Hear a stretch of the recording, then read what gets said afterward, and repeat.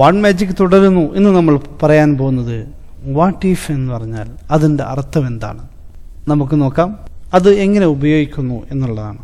അത് ഉപയോഗിക്കുന്നത് used to ask what you should do or what the result will be if something happen. എന്തെങ്കിലും സംഭവിച്ചു കഴിഞ്ഞാൽ എന്താണ് സംഭവിക്കുക, എസ്പെഷ്യലി സംതിങ് അൺപ്ലസന്റ്. അൺപ്ലസന്റ് എന്ന് പറഞ്ഞാൽ സന്തോഷമില്ലാത്ത, സാധാരണ നമുക്ക് സന്തോഷമില്ലാത്തൊരു കാര്യം സംഭവിച്ചു കഴിഞ്ഞാൽ എന്താവും എന്ന് നമ്മൾ ഒരാളോട് ചോദിക്കാൻ വേണ്ടിയാണ് ഈ വാട്ട് ഇഫ് ഒരു സന്ദർഭത്തിൽ ഉപയോഗിക്കുന്നത്. നമുക്ക് എങ്ങനെ ഉദാഹരണത്തിലൂടെ നോക്കാം.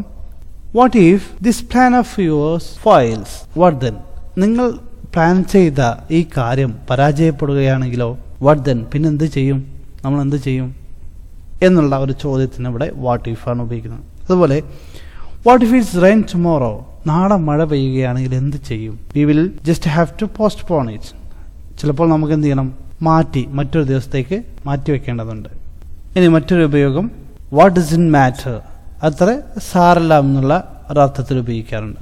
What if he gets angry, അവൻ ദേഷ്യപ്പെട്ടാൽ എന്താണ്? ഐ ഡോണ്ട് കെയർ, ഞാനത് ശ്രദ്ധിക്കാറില്ല എന്ന് പറയുന്ന ഒരു പ്രയോഗങ്ങളിൽ വാട്ട് ഇഫ് ഉപയോഗിക്കുന്നു. മനസ്സിലായി എന്ന് വിചാരിക്കുന്നു.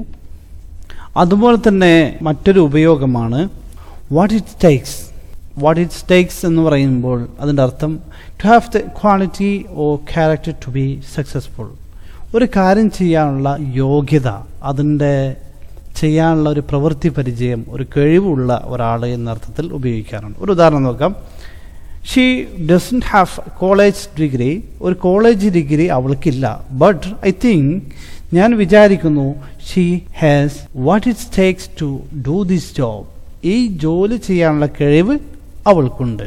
അപ്പോൾ ഇവിടെ വാട്ട് ഇറ്റ് ടേക്സ് എന്ന് പറഞ്ഞാൽ എന്ത് എന്നുള്ള അർത്ഥമായി ബന്ധവുമില്ല, ഒരു കഴിവിനെ സൂചിപ്പിക്കാൻ വേണ്ടി ഉപയോഗിക്കുന്നു. ഓക്കെ, ഇനി വാട്ടിൻ്റെ മറ്റൊരു ഉപയോഗം നോക്കാം. വാട്ട് ഈസ് വാട്ട് എന്നുള്ള ഒരു ഉപയോഗമുണ്ട്.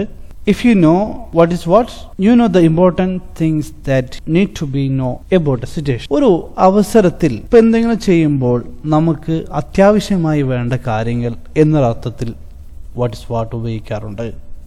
ഒരു ഉദാഹരണം പറയുകയാണെങ്കിൽ, യു ഹാവ് ടു നോ, നിനക്ക് അറിയേണ്ടതുണ്ട്, വാട്ട് ഈസ് വാട്ട്, എന്തെല്ലാം കാര്യങ്ങളാണ് നിനക്ക് ആവശ്യമുള്ളത് എന്ന് നിനക്കറിയേണ്ടതുണ്ട്. And when to draw the money, ആ പണം പിൻവലിക്കുമ്പോൾ.